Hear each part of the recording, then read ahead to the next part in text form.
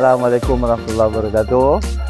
Terima kasih kepada Tuan Haji Nur Sharifudin selaku Pengerusi Koperasi Warisan Pegawai Perhutanan Negeri Perak, PUMA dan juga kepengurusan yang dapat menyalurkan bantuan sumbangan CSR ataupun asnaf wakalah bagi tahun keuntungan masa bagi PUMA. Jadi alhamdulillah hari ini penerima dia ramai 100 orang yang berlangsung di sentir LNT ini dan mereka yang telah pun menerima ini telah pun dicadangkan dan kita persetujui dan hari ini mereka menerima sebanyak RM200.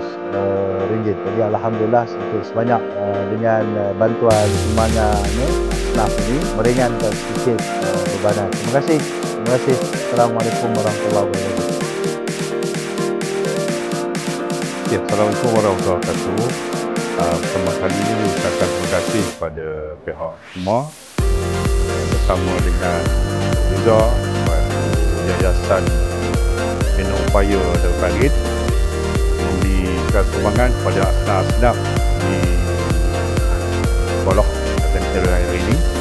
Saya selaku pengetua rasa penuh dapat menumpang bangga kerana sumbangan yang diberikan kepada masyarakat tempat puan-puannya memperlihatkan ataupun dapat membantu masyarakat mengurangkan beban serta peranan pihak PUMA melaksanakan CSR pada masyarakat tempat, yang mana juga peranan bila kita lihat tadi ramai daripada penerima-penerima begitu seronok dan teruja dengan sumbangan yang diberikan, walaupun kalau kita tengok jumlahnya satu orang kalau sekakak sekarang kata tak, tapi sebenarnya itulah sumbangan yang memberi keseronokan kepada semua masyarakat.